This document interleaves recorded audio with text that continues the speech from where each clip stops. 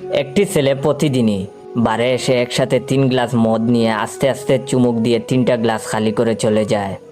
বারটেন্ডারের কাছে ব্যাপারটা বেশ আশ্চর্য লাগতো। সে একদিন ছেলেটাকে জিজ্ঞেস করে বসলো, আচ্ছা আপনি রোজ এসে 3টা গ্লাস কেন নেন? এক গ্লাসেই তো 3 পেগ খেতে পারেন। তখন ছেলেটি উদাসভাবে বলল, আমরা 3জন বাল্যকালের বন্ধু ছিলাম। এখন ওরা কর্মসূত্রে অনেক দূরে থাকে, এজন্য 2 গ্লাস ওদের আর 1 গ্লাস আমার জন্য নেই। তাতে আমার মনে হয় ওরা আমার পাশে বসে আমার সাথেই মদ্যপান করছে। কয়েক মাস পর আচমকা একদিন সেই ছেলেটি শুধু 2 গ্লাস মদ চাইলো, আর ওকে কিছুটা মনমরা আর উদাস লাগছিল। সেদিন সে 2 গ্লাসেই চুমুক দিচ্ছিল। বারটেন্ডার ভাবলো হয়তো ওর এক বন্ধু মারা গেছে। সে তাকে সান্ত্বনা দেবার জন্য ওর পাশে এসে দাঁড়ালো। জিজ্ঞেস করলো, আপনার এক বন্ধুর কি হয়েছে? আজ শুধু 2 গ্লাস কেন চাইলেন?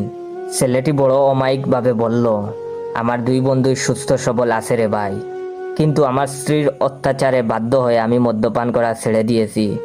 তাই আজ শুধু ওদের পেটটা খাচ্ছি।